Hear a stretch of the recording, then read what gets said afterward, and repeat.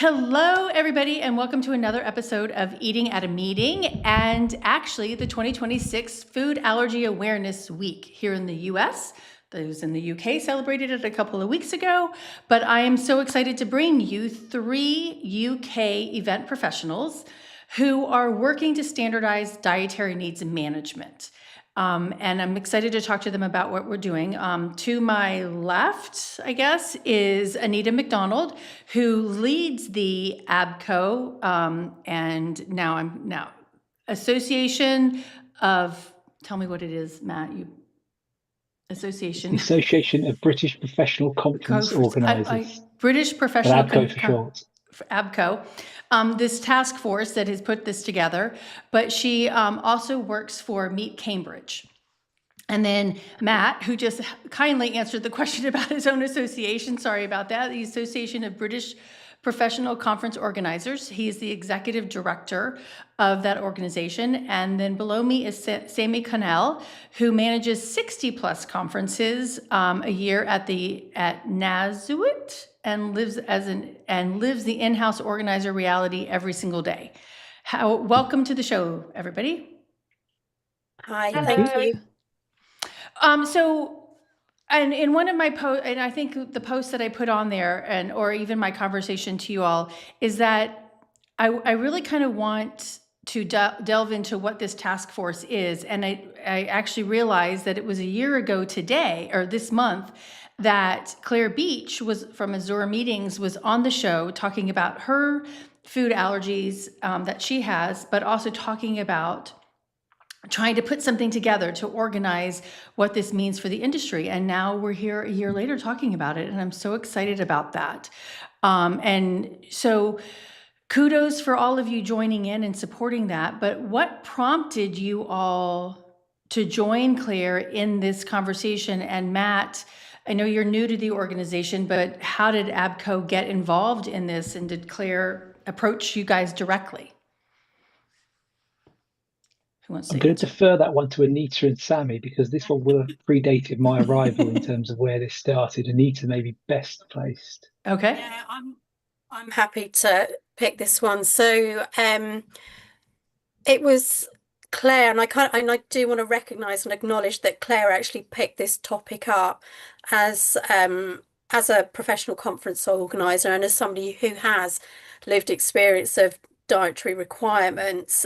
She put a call out to the ABPCO membership, which included Sammy and I, and I think about a dozen other people that responded to Claire's request, where she sort of said, I think we need to do something around dietary requirements. And it came off the back of another project that Claire and I had been involved with around neurodiversity at events, and putting the checklist together. So I think Claire had gone to an event. She'd not had a great experience around managing her dietary requirements. And she took the mantle and just thought, I can either never go to events again, or I can be part of a system that can change it.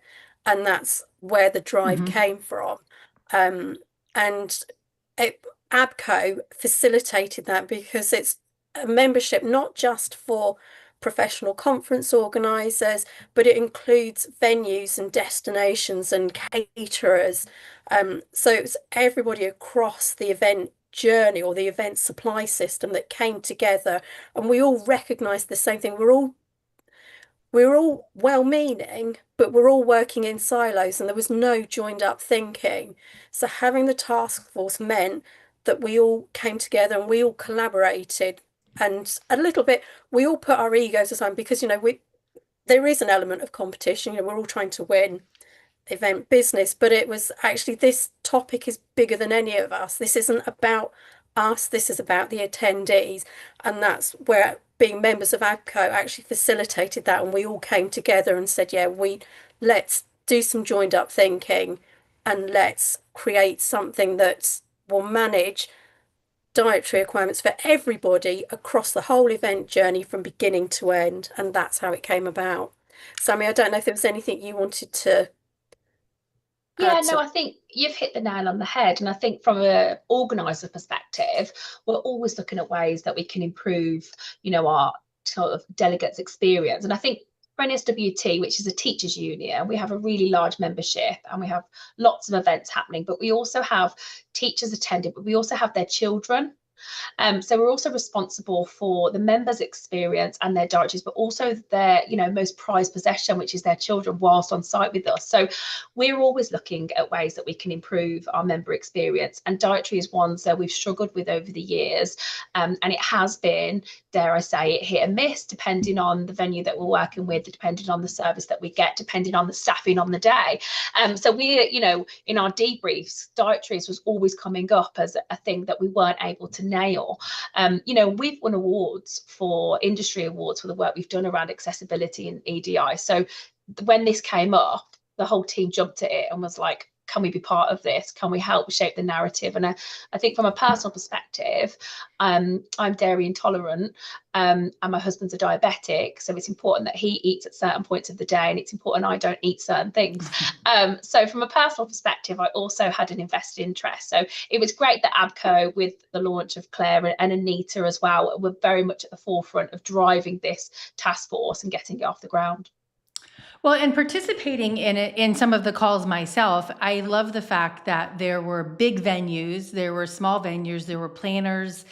It was a wide gamut, and it's interesting to listen to, because some of them work for some of the big food management companies, right? The venue management companies, and they were saying this is what our process is, and providing guidance to that, and I loved that because it's. Actually, somebody said to me the other day, and I think I mentioned this on the show a couple of weeks ago, but somebody was interviewing me to speak at their event and about this topic, right? Food dietary needs. And she's like, well, in the end, isn't it just up to the person who's the diner? And I'm like, yes, if you put a plate in front of them, they need to make the decision, but you as the event organizer have a responsibility, as with all of your vendors that you work with. It's not just, hey, this person's like, because you're ordering the food for them, right? Yeah, I wouldn't say it's just on the diner, actually. It starts right at the very beginning of any event. Before you even start planning your event, when you start creating your registration form, there's what dietary information are you collecting? And from a venue's point of view, has this event been run before? What dietaries were there before? And it's about having conversation and working together.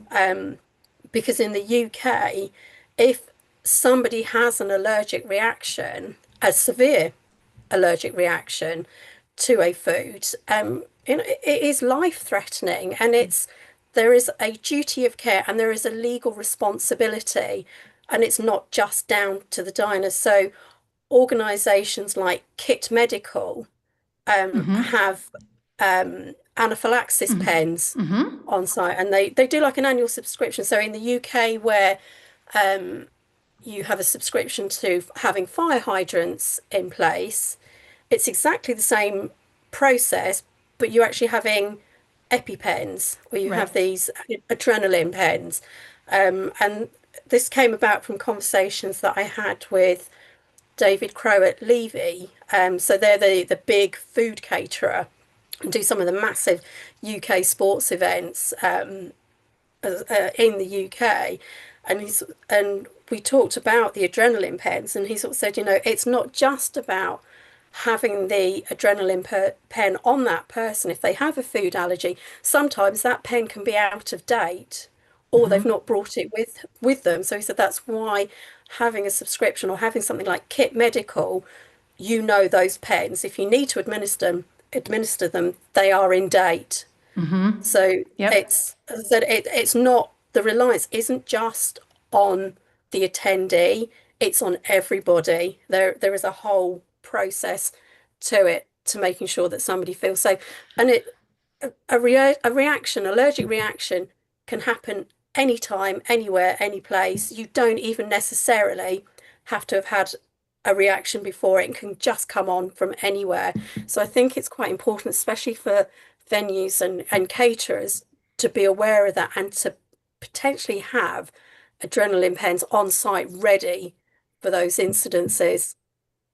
Well, a big shout out to Zach, who designed the company in college. And so I'm so excited and proud of him, of what he's accomplished with Kit Medical and his whole team. But you're right. And here in the United States, there are like, I think 36 states out of the 50 that allow places of public accommodation to stock epinephrine, but I don't think any of them do. So I love that Zach has done that. And I love the fact that Levy and other venues are looking at that, because it is, somebody could not have never know that they actually had a reaction to something, be allergic to something. And so I love that you brought that up. Matt, and I know you're new in all of this, but like, how has your participation in this, since you've joined ABPCO, with the toolkit and the task force, and you had a session at the conference recently, what was the tipping point that you have heard from members, and since the task force has been done, that you really wanted to get behind this and stick with it?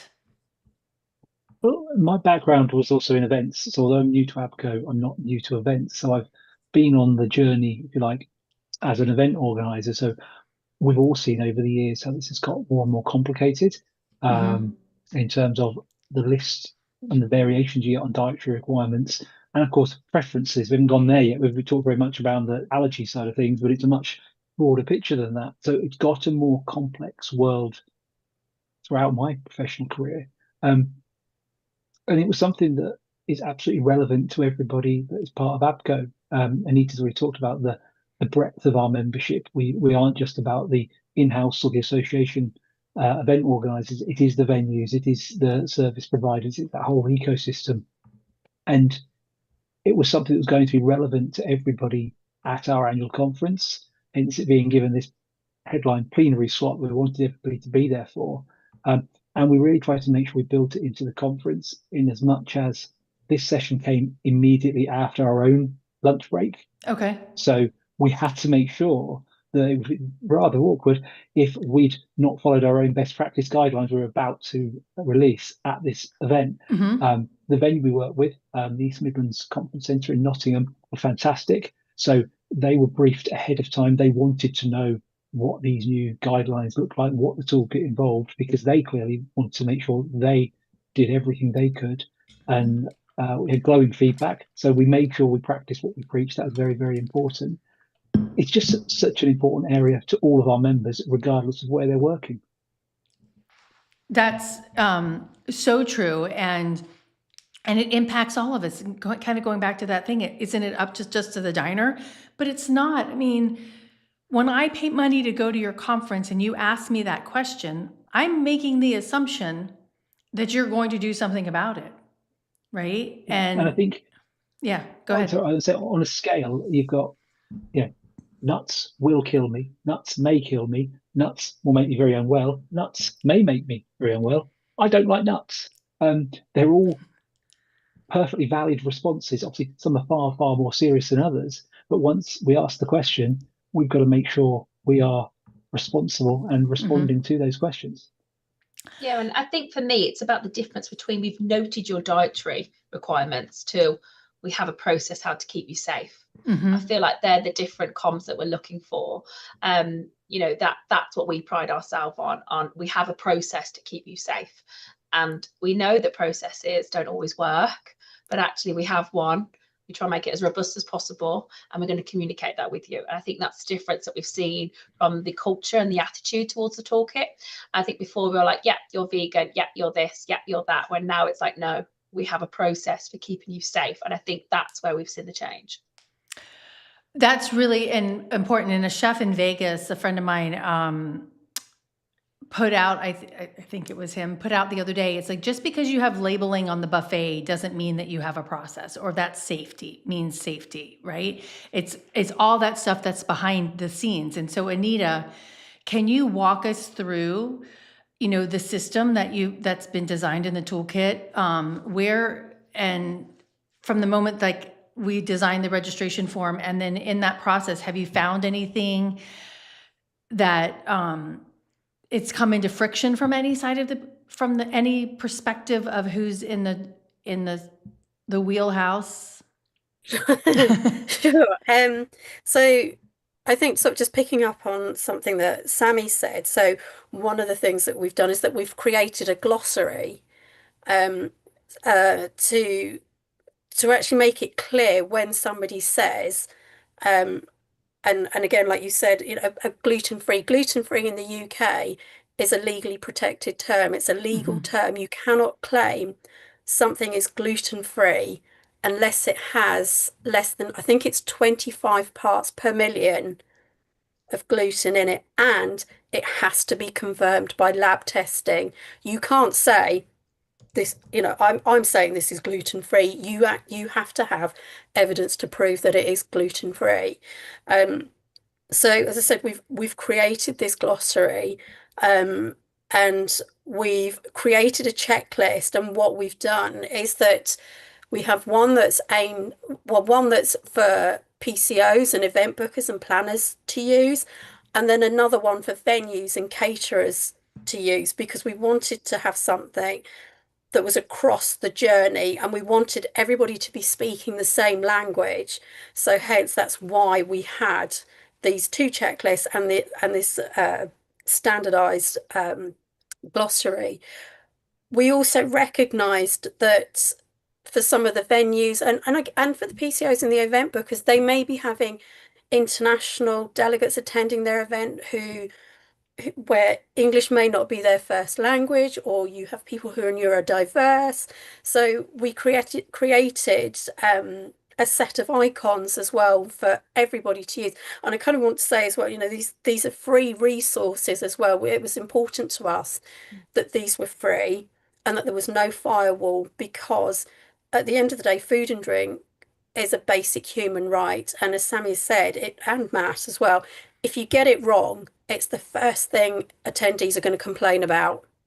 So it was really important to us to get everybody on the same sheet and get everybody saying the same thing and working together. And as Matt said, the East Midlands Conference Centre, when we launched the toolkit, they worked with us to put a menu together. So they shared their initial ideas for the menu, and with discussions that we had, they tweaked it. And again, we came at it as saying, we're not saying that you've got to do every single point on this checklist. We're asking that just do one or two. If that's all you can manage, just do one or two. Make a start and progress from that, because those one or two basic changes will make a big difference to somebody feeling safe, feeling seen, feeling included. We've not had any pushback yet from what I've seen, but we do want everybody's feedback, and we want to know where the checklists or where the toolkit works for people, and predominantly where it's not, because we want it to be a live source of resources. We want it to evolve as time goes on and as technology evolves, and as diets evolve as well, as we get older through the generations, and and eventually we'd like to pass it on to the next generation of event professionals that are coming through, and they can keep this live document, because everybody likes food. Everybody needs food and drink, whether it's at an event or whether it's at home or whether it's going to a restaurant where it's eating out. Everybody needs food and drink, and if this is something that helps people in the future, now and in the future, to keep safe and feel included, then it's a good thing. I want to go back to Matt, because you did the session and you introduced it at the conference. What was the biggest takeaway from the attendees of that session? Did they think that it went well? Yeah, I mean, the feedback we've had from the conference has been overwhelmingly positive, and this particular session, I haven't shared this with Anita yet, but I will. All really positive, and also we obviously asked the delegates about the wider experience and the food we've served, and they themselves could see there was a link between what we did and what we said, and that was really important, because we want to be leading on this. So the session went well, and I think the other thing that I would just throw in here, I think was really important, was one of the recommendations is that there is always somebody from the venue catering team, the chef ideally, who's on hand when food is being served. So if people have got questions, they can go there. Because as event planners, we're wearing lots of different hats. We're not always the experts, particularly when it's the nuance of the dietary requirements. We don't always know the answer, and you don't have to go and try and find that person, because by the time you've found them, you're 20 minutes into the lunch break and everybody's going back in and that person still hasn't eaten. So having that person there, clearly identifiable as well, because having them there and lost in a crowd, that's no good. But having them there, clearly identifiable, that makes a big difference. And like I said, the venue we used really did buy into this. They could see the value in it, and they wanted to be part of the launch. That's awesome. Yeah, I think it's key to sort of, when people ask you questions, I'm really clear as I'm not in the kitchen. I am only as good as the information that I've got in front of me, and I think having the chef or a designated sort of dietary person is really key to success, because, and also having them trained and being confident in what they're saying. And we've all been there where you've had, I think that might be dairy free, I think that might be gluten, I think that's vegan. The word think is just not good enough. Right. And I think you need trained people that know exactly what's in there. And I'm really honest and say, I'm not in the kitchen, so that's not, it can't sit with me as the person to be giving that advice, because I'm the conference organizer. I'm not responsible for what happens in the kitchen. Right. Well, and I'm in the process of coding menus right now for 2 upcoming events, and I can't do my job successfully without the person in the kitchen. And even and no, nothing to diminish the value of that event catering, that event venue manager. They're not in the kitchen. Either. No. Right. Yeah. Right. So they need to know, they need the chef to answer those questions. And even one time I was doing menu coding and the chef had quickly written down things and I had questions about it. And the CSM took it back to the sous chefs. And they're like, oh no, this is how it works. So even sometimes the executive chef is not even the one, because they're not the ones on the line. Sammy, I want to go back because what you just said, I think is really important, but you produce about 60 events a year, right? And I know because of your dietary need and your husband's as well, you've probably been in tune with this, but before this existed, I mean, I probably know the answer to this, but did managing dietary requirements actually look like, what did it look like across 60 different events that you did? And what was your biggest fear about getting it wrong, which I think I know the answer to, but let's go ahead now. Yeah, I think you probably do. It was really complex. There was lots of chasing. There was lots of spreadsheets. There was lots of double checking. There was a lot of pre-coms with the venue. Most of our pre-meetings were dominated by catering, and not focusing on other elements, because we were so at times paranoid that they were truly understanding what our needs are of our members, but also that we had children as young as 3-4 months old with us on site, right the way up to 16-year-olds. So we felt a huge sense of responsibility that not only did we have our members with us, our teachers, but also their children. And I think that's when you really feel a sense of responsibility. And it was also double checking and hoping that it met the right person, and on the day spending a lot of time with the on-site manager and trying to get in touch with the kitchen and understand. And obviously our events tend to be a Friday night because they're teachers, and a Saturday day, so we'd be crossing into weekend work, into shift workers, into different times. So we'd have a formal dinner on the night and then a conference on the next day. So we were often having to repeat ourselves over and over again, because the shift patterns would change and different managers would be back on again. And it wasn't always communicated that, well, what we had said to the Friday night manager wasn't always communicated to the Saturday. And I guess our biggest fear, truthfully, if we're being really honest, wasn't that we wasn't going to be able to meet someone's dietary. It was someone, quite frankly, life or death situation. And we could see what our needs were, and being, we've got things like severe orange allergies, severe chili allergies, severe garlic allergies. Now, these are things that are really common in hotels predominantly that we're working in, and it was those I think that was our biggest fear, that actually we know that somebody potentially, if it all goes horribly wrong, might not be going home. And that was our biggest fear. And I think that's why when it came about, we jumped on it, because we feel that we've got a sense of duty of care, as Anita's alluded to. You know, we all want our attendees fundamentally to go home safe. Yes, we want them to learn things and be engaged and, you know, be transformed in terms of their learning and development and networking. But ultimately, right, we want them to go home to their family safe. And I feel like that's where we've seen more and more in the news, the horror stories. And you know that actually that potentially could happen on your watch. So I think that's where we absolutely were sitting. So I'm just going to, sorry, Trace, I was just going to add to that, Sammy, as well. So with the toolkit, we've included some lines within the PCO checklist and within the venue checklist about talking about, you know, if so, you know, having a contingency plan, if something goes wrong, what is the, you know, what are the next steps? How are you going to react to it? Who's going to react to it? Who's going to do what? So there's none of this. If somebody does have an allergic reaction, momentary panic of, oh my God, what do we do? It's having that open conversation and collaborating. And I think essentially that's what it comes down to, is communication, talk to one, you know, talk to your venue, talk to your caterer, talk to your professional conference organizer, talk to your event booker. We Meet Cambridge, we hosted an event a couple of years ago, and one of the attendees said she was celiac and she was really worried about eating at the event. We hosted it at Jesus College, so we just connected her with the chef and he created a bespoke menu for her, and it completely put her mind at rest, so that when she attended this event she knew what she was eating was going to be safe.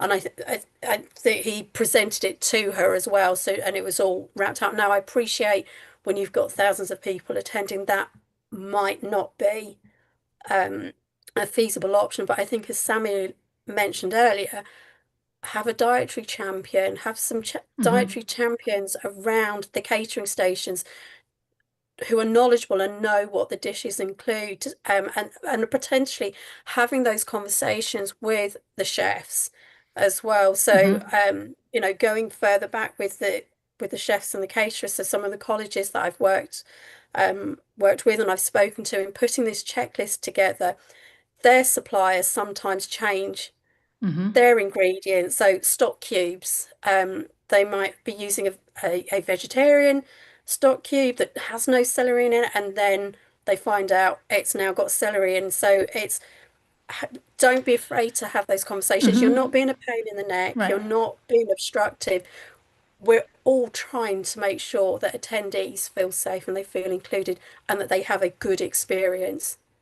Right. And I think it's an opportunity. I always love to say, I mean, for those venues, right? This is an opportunity to put more heads in beds, right? It's to create a new fan, and maybe they're going to come back to your venue without the association, right? They want to come back because they were treated well, they were fed correctly, they didn't die, you know, I mean, and to me, and it for a member of your association too, both of your associations, it's like, hey, this association values me and took care of me, and I'm going to go tell my friends.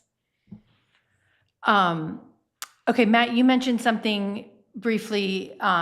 There's a gap between special diet or lifestyle choice and a life-threatening food allergy. And so this is kind of to all of you. And it's operationally enormous. And I like to say, hey, if somebody tells me they're dairy-free, I'm going to consider them that has a life-threatening milk allergy, right? Just to make it easy across the board. But some, like vegan is not the same as a food allergy, right? So how does the toolkit help planners and venues triage that difference? And what is, and how do you manage it? Because for me, and this is how I teach it, because food allergies and celiac fall under the Americans with Disabilities Act as major life activities. So I put that question under the ADA. So we know that it's, you know, do you have this? And then ask, do you have any other dietary needs or preferences? But does the toolkit do something? And do I need to change my processes, my thinking on that? Anita, I think you're probably best placed to take this one as well. Yeah, so I've been, because I was part of the team that created it. So yeah, so again, these are the discussions that we've had within the task force about how much detail do we go into it. And what we've done is, and I think it's in the toolkit, and it's Levia very kindly shared a registration document that they use. And what we've done is that we have a column for allergy, so life-threatening allergy, and intolerance. So I have a gluten-free intolerance. I'm not allergic to gluten-free. So if chefs are using a bread knife to cut bread, you know, the cross-contamination doesn't bother me. It's just if I eat pasta and bread, I tend to bloat out. So I just have an intolerance. And then we've broken it down, I think it's into lifestyle, cultural and religious reasons, and then no dietary requirements. So it quickly and easily you can see where the allergies are, where the intolerance is. Because again, if somebody has an intolerance, whilst it's not life-threatening, it can make them feel really uncomfortable, again to the point where they don't want to eat, and they may end up taking their own food and drink to an event. And again, if you have somebody who has an allergy to nuts, and that's an airborne allergy, and you've got somebody who's brought in fruit and nuts because that's the only thing they can manage, they're putting somebody else at risk. So it's being able to see quickly where people fall in that allergy, intolerance, lifestyle and religious, cultural reasons. And it's people who perhaps are going through Ramadan, you know, and they may be fasting, but it's not forgetting about them, and maybe having grab and go bags. So at the end of the day, when they can break fast, they have something that they can take with them, or, you know, they can join at the end of the day. And being mindful, it's just being mindful that of other people's needs outside of our own, and showing empathy, I think. Yeah, 100%. I mean, and it takes me back to that conversation with Claire, who shared that experience, right, from last year, that it was not good. And just the conversations that she overheard, the lack of empathy from coworkers or colleagues in the industry it's really mind-boggling, you know, and distressing at the same time, because we are paying you money, right? We're giving you your money. Yeah. We're giving you our time. We want to come learn from you, Sammy. And this is the way that it's apathetic, right? Yeah, absolutely. Yeah. I was saying, it's, if you've had somebody who's paid to attend your event and they have dietary requirements, why can they not expect the same experience and have the same experience as somebody who has no dietary requirements? Why are we as an industry almost treating them as second-rate attendees? That, you know, we should be, in this day of equity, diversity and inclusion, we should be treating everybody the same. Yeah, and just to pick up on that, our events, our members don't pay to attend. They can attend via their membership, so they pay a subscription and they're part of the trade union movement. But I think we look at it as they're paying with their time. So they're spending Friday night of their own time with us, and all day Saturday of their own personal time with us. And I think, you know, when I worked for an organisation that paid £500 for this, you know, you were kind of making sure that their lunch value felt like it was a premium end. And we're in the mix of actually they're spending their weekends with us and wanting to grow the union and develop themselves and support the teaching profession. And I think there's that mix between, you know, that I don't know, I feel like we've built a culture where people think that they're fussy eaters, or, you know, it's just that they don't like garlic, or they don't, you know, and I think there's a bit of a culture of that. And I don't think that's the case. I think people are starting to have more intolerances and more allergies and more preferences, and are having more thought over their diet and being more in tune with their own bodies about what's affecting them, especially, you know, our membership is 70% women, and actually a large proportion of our membership are in the menopause. So, you know, a lot of that comes back to the food that they're eating and how they're feeling, and foods that perhaps they didn't have an intolerance to before. And so we have to be very careful how we're curating menus, full stop, without allergies or intolerances. So I think it's just having that balance between, you know, this is not them being fussy, not somebody telling you that they can, don't want to eat a certain thing, there's usually a strong rationale from it, and they have no control over what they're going to eat, right? A lot of our food is either plated or buffet where they get some choice, but they're not having much choice over what they're eating. And I think if they've spent the time to tell us, the very least that we can do is make sure that they're catered for and felt that, you know, I've watched people nervously eat food because they're not sure if they, and then how can you enjoy a meal if you're nervously eating it, thinking, is this going to make me sick, or shall I scrape this bit off because I'm not sure that is actually vegan, or, you know, this bit. I think I've been at tables, I'm sure we all have, where people have nervously eaten food around us, and that doesn't create any sort of memorable experience that you'd want to relay again, right? Right. No, not at all. And they might not come back. Exactly. Yeah. Well, I certainly wouldn't. Right. Yeah. And they also don't want to talk about their medical issues. Like, oh, by the way, I got to go sit in the John for a while, right? Because or go to my room and puke, right? That's not what they want to do. And that's not what we want them to stay. We want them to be in the room.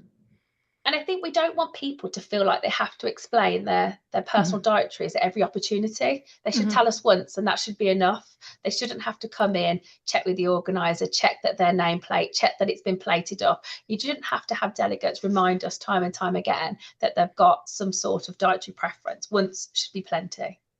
So, okay, so on that note, how does the toolkit explain, like, once I come on site, right? Do you say, how do I identify myself to the servers, or do you go into that depth of that, or are you saying create your own process to make sure that that happens?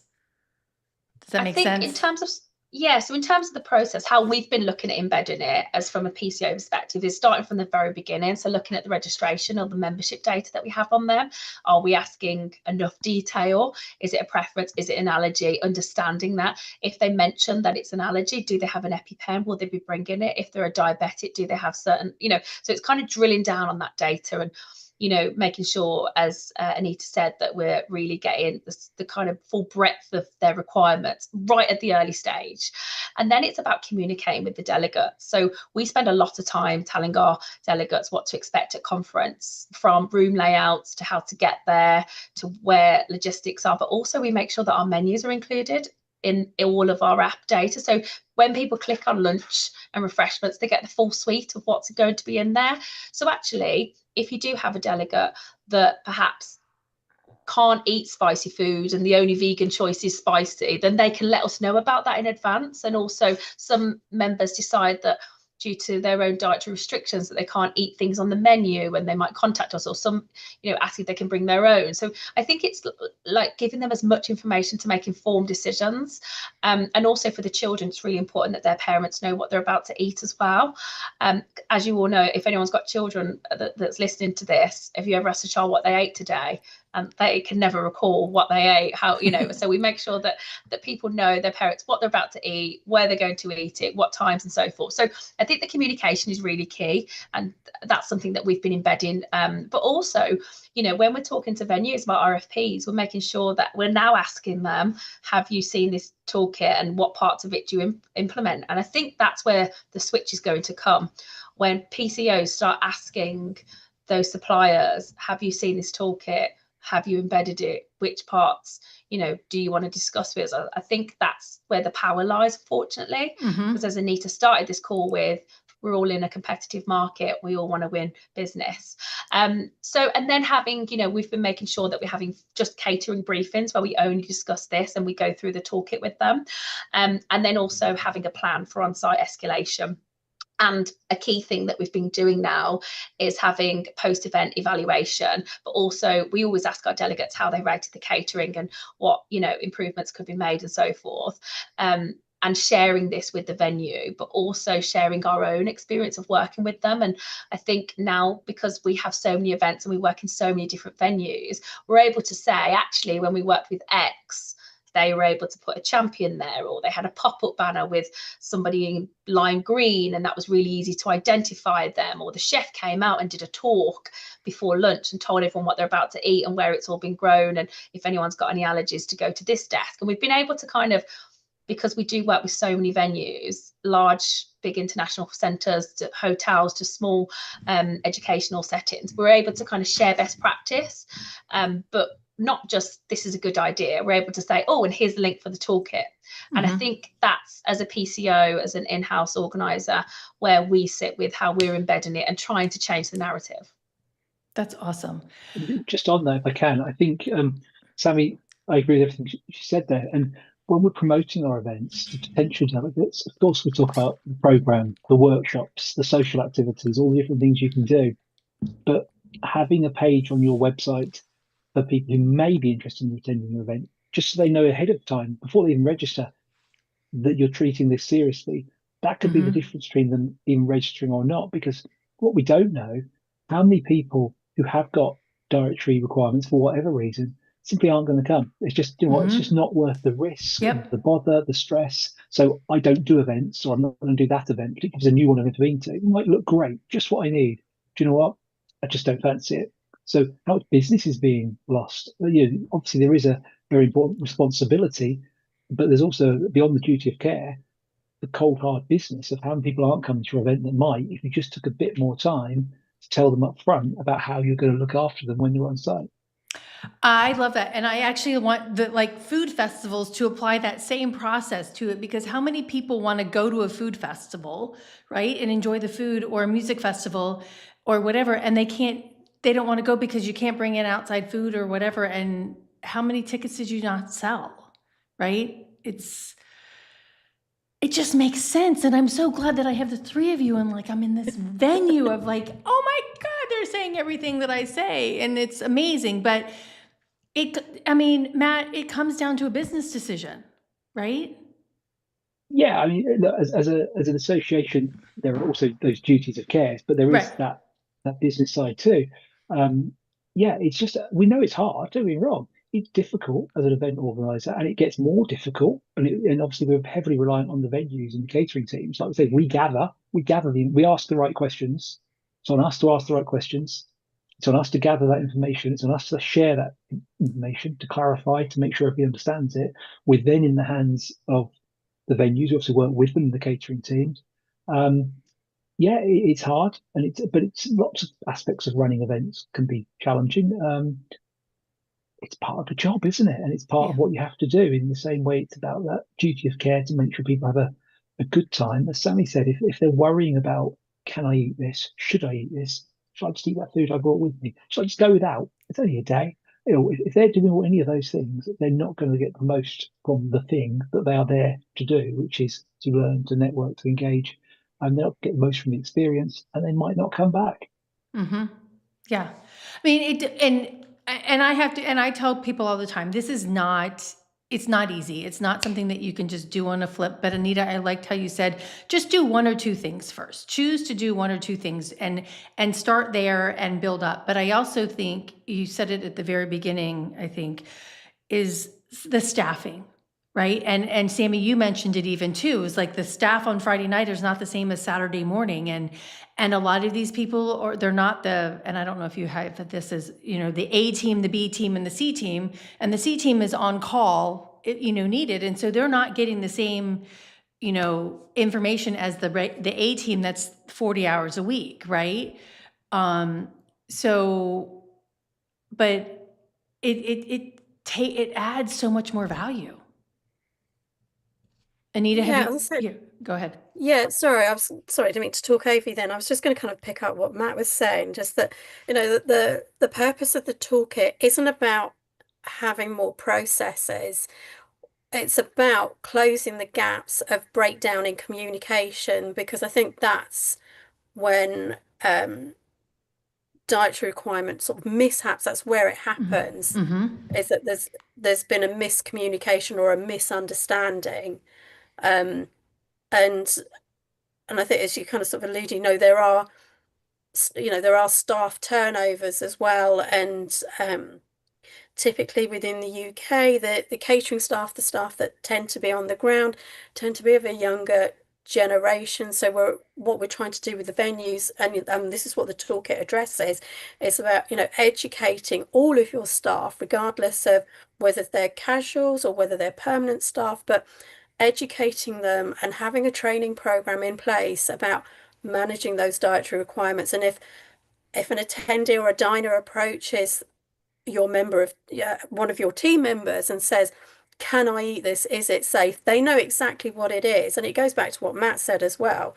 And I think Sammy mentioned this as well, is that hopefully they should be able to recall that or know what's in that dish instantly, rather than saying, I'll go and check with a chef, or I'll just go and check with somebody, and they then have to go off. And it could be 5-10 minutes before they actually come back.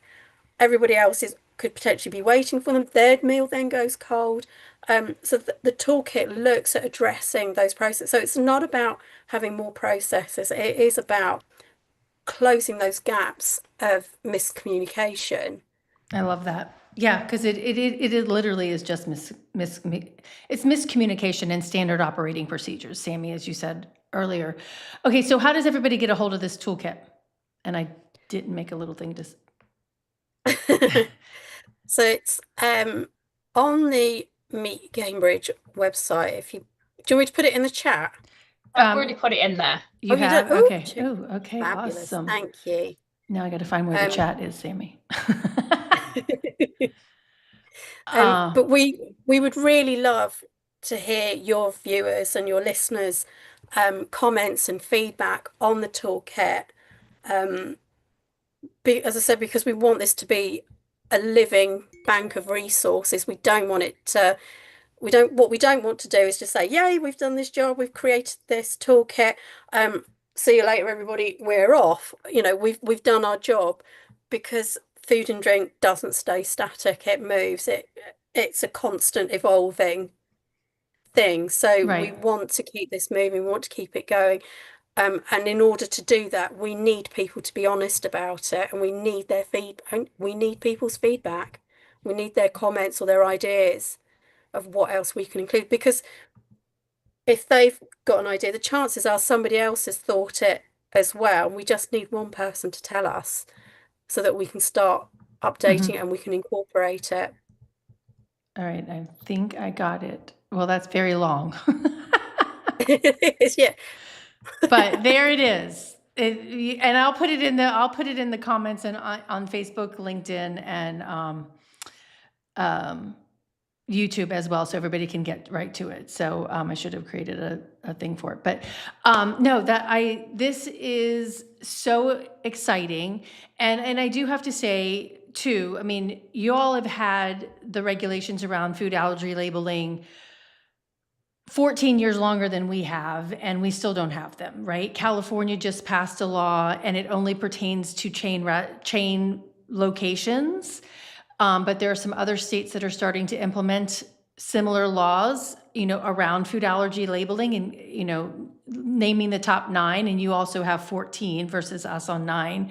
So I hope it doesn't take us, I hope we can, I can help continue to push this through so that we're working at it and we're not, implementing this 14 years after the fact. Not dissing our industry, but at the same time, it takes time to implement. It's not something that can happen overnight.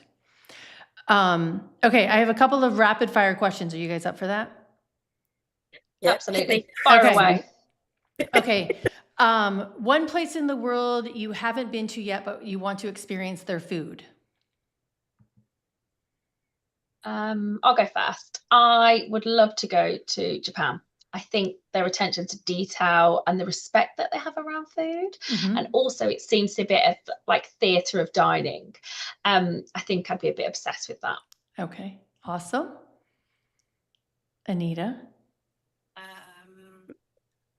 Korea, because I like their food at home. So I would like to go there and actually taste authentic Korean food. In fact, it's making my mouth water just thinking. No, it's dinner time. It's dinner time here. Okay. So I'm hungry. Yeah, I was still at work and I'm getting hungry now. Matt, what about you? I'm going to go a bit closer to home, but it's somewhere I've never actually been though. I like Italian, so I'm going to say Italy. Oh, okay. Italy's food is amazing, Matt. You need to go. So good. Okay. Last minute dietary request the morning of an event. What's your first move? Shall I go first? This one again? Sure. I think for me, it's always about the severity. Just find out the severity, have a chat with the delegate yourself. If you can get the catering manager over as well, and the ops manager and yourself, and all hear what is it that's happening, what's the severity, and then start agreeing what's safe to eat, what's not, and then get to go to the kitchen. And you can't really go into kitchen, so get the chef out of the kitchen and let's have a proper conversation. But yeah, for me, it's the key thing that pings into my head is severity.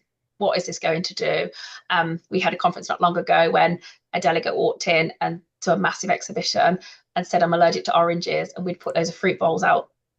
And I was like, oh my God, how allergic are you? And it was like a real low level, gets a rash, has an antihistamine. But again, just trying to, we can get them removed and stuff, but just trying to work out the severity with my first ball. Yeah. Shaking someone's hand after, he can't shake somebody's hand. No. Yeah. No. Do either one of you want to address that? Yeah, as I say, I mean, I'd agree with Sammy on that, as determine the severity of it.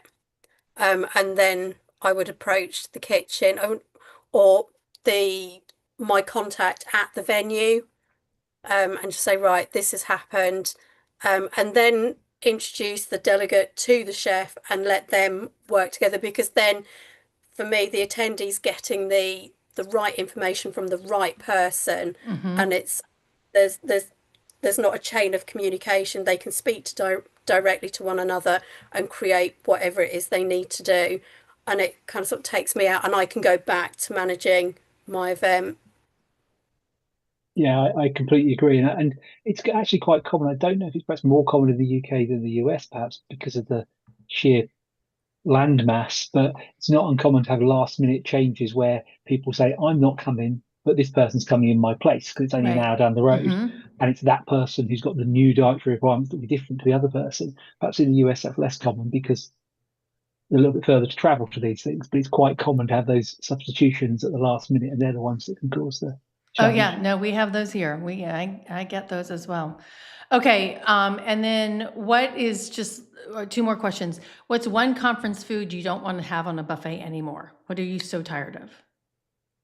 Oh, I can do that one. Elderflower cordial. What? As a drink, if you're having a drinks reception and they offer prosecco, the non-alcoholic version usually involves elderflower in some shape or form, and it's really quite sweet. I used to really like it. I've drunk so much of it now at different events that I am fed up with it, and it comes back to, again, that just because I'm not drinking alcohol doesn't mean that I don't want the same experience or to be treated any differently to those who might be having prosecco or champagne, fizzing wine, or having cocktails. I want to have the same experience as them. I think you're so right. And there's so much like mocktails and no prosecco and non-alcoholic wines and beers now. We have no excuse to just offer orange juice. I think for me it would be anything beige. I just feel like the beige buffet just tears me apart. But also the worst thing for me is offering me as dairy free a fruit salad for dessert. Oh, yes. I'm just so offended. I don't want that. Like a melon with a bit of mint on top. It's just not cutting it. And somebody's sitting next to me with a big eat a mess or a big lemon tart. I'm just like, oh my God, this doesn't feel right. So yeah, please don't offer no more fruit platters for anyone with a dietary for desserts. And I'll go especially on a anything with cold day. bones. Sorry, Matt. Anything with bones. You don't want to be picking up things and picking around. He's got them at home, fine, but not there. Anything with bones. All right, Sammy, one of the things that I've been doing recently is buying the Loopy Whisk. She's on Instagram. She's out of the UK, and she was up for a James Beard Award for her cookbook, but she teaches you how to make all these different pastries, dairy-free, vegan, gluten-free. Follow her on Instagram, and it's so delicious. I mean, it's amazing. And so I give people that cookbook and like, hey, here, learn how to make this dish, this pastry, dairy-free or gluten-free or all of them, right? So yes. Okay, so my final question that I like to ask is finish this sentence. Every meal should.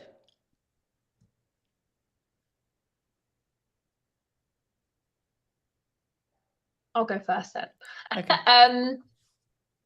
Every meal should be able to be eaten safely. It's not a luxury. It's a basic expectation of care. I love that. I'll add to that. So I'll take everything Sammy said. Yeah, I don't think you said this as well, and be really tasty. Mhm. We've all seen it where dietary requirements. So sometimes the alternative, going back to that Sammy's fruit salad, can be a bit.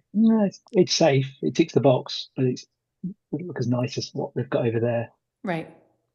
Yeah. Every meal should be tasty and make me feel I'm glad that I attended this event and that I feel safe. Awesome. You three, thank you so much for joining me. I know it's dinner time, so I'm keeping you from going to eat your Korean food and your Italian food and your Japanese food. So please delve into that. And I look forward to, and Anita, please keep me on the loop. I would love to stay on the committee task force, and let's incorporate that over here. So thank you for all that you're doing. Tracy, I was going to say, I'm already thinking about what does the next iteration look like so that it doesn't stand still. I don't know what that's going to look like, but maybe we can have a conversation offline about how we progress the toolkit. And Sammy, yeah, absolutely. I'd love to carry on being. I think this is just a start, and I've just tuned into LinkedIn, and there's some great people online: Jasmine, Caroline, Selena, and Joe, that are all wanting to get involved and know more. So I think just by looking at it alone in the comments, there's definitely a demand out there. Food's so important; it can make or break your event, but also it needs to be so taken seriously. So it's really great to see that people online are engaging with this. And as Anita said, at the ABPCO Festival of Learning, where it got launched, it went down an absolute storm. Pretty much everyone in their room got their phones out and downloaded the toolkit, and have been looking at ways to start embedding it. And that, only happened at the end of April. So it is very fresh, hot off the press. But I've been delighted to be a very small part of this. And it has very much been led by Anita and Claire and the team. And just from me to you, thank you, because it's making our job so much easier. Having this toolkit now, something tangible to work with our suppliers with, and also educate ourselves. The glossary has been phenomenal to share with our team members, and also people that support our event. We have a lot of volunteers that support our event on the day, and actually letting them educate them on what the different dietaries mean, as well as, and being able to just give them that glossary has been great. So thank you from me to Anita and Claire, especially, for your hard work on this. Oh, you're very welcome, and thank you. As I said, Claire started the conversation, and it's the benefit, well, one of the many benefits of being with ABPCO, because it brought us all together. And as I said, Claire was the instigator of it, so I'll pass those thanks on to her. But thank you. Yeah, well, and I have to thank Miguel Neves, who saw Claire's post on LinkedIn and tagged me and said, Claire, you need to talk to Tracy. And that's how I started talking to her too. So, I mean, it takes guts to say, hey, this is the experience I had and let's fix it. And unfortunately, that experience is something that's still normal. And the task force and the toolkit are here to help make it not normal. Absolutely. Yeah. Well, again, thank you so much for your time. Matt, thank you for ABPCO sponsoring it, and the Association of British Professional Conference Organizers. Thank you for standing behind it and supporting all of us. So everyone, it is Food Allergy Awareness Week. I have 3 more episodes this week. Tomorrow is Jay Varga, caterer out of Pennsylvania.